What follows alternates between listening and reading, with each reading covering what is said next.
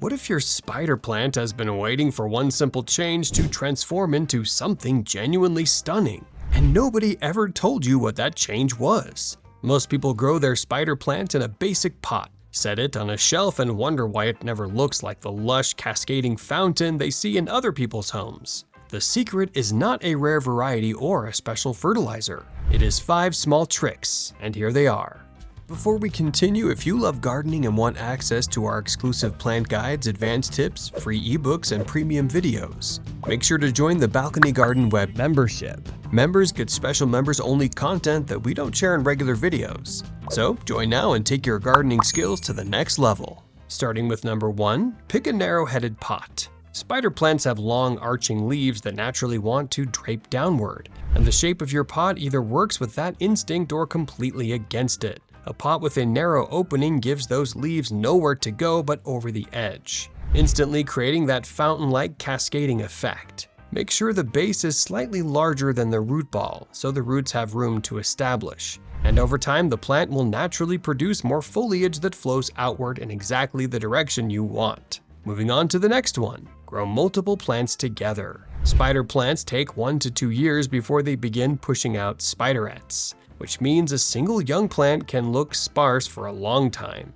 The trick to a full overflowing look much faster is to plant several spider plants together along the edges of one large pot. Each plant has its own arching leaves, and together they will fill the space and spill over the edges like one impressively mature specimen. Feed them with a balanced fertilizer, diluted to half strength once a month, and trim leaves growing toward the center to prevent overcrowding. Now here's one that might surprise you. Tilt the pot sideways. Gravity is one of the most underused tools in plant styling, and tilting your spider plant is a surprisingly effective way to train the foliage to cascade in a specific direction. Once the leaves reach about 10 to 12 inches long, simply tilt the pot using a slight elevation on one side, and the foliage will naturally fall into a graceful sideways drape. Always ensure drainage holes are positioned where water collects to avoid root rot, and rotate the pot regularly so the plant grows fuller on all sides, rather than leaning in just one direction. Up next, and this one is a game changer, train the spiderettes. Mature spider plants send out long stems with small plantlets at the ends,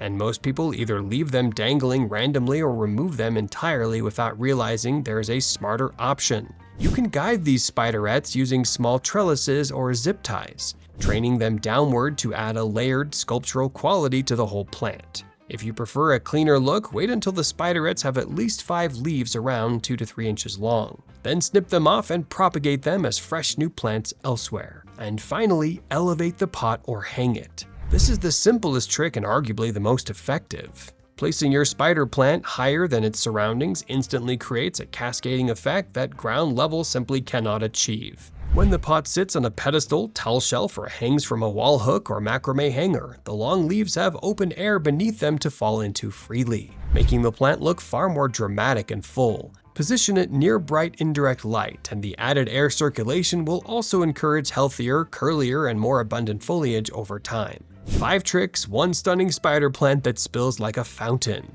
Everything you need is already within reach. If this helped, like this video right now and subscribe.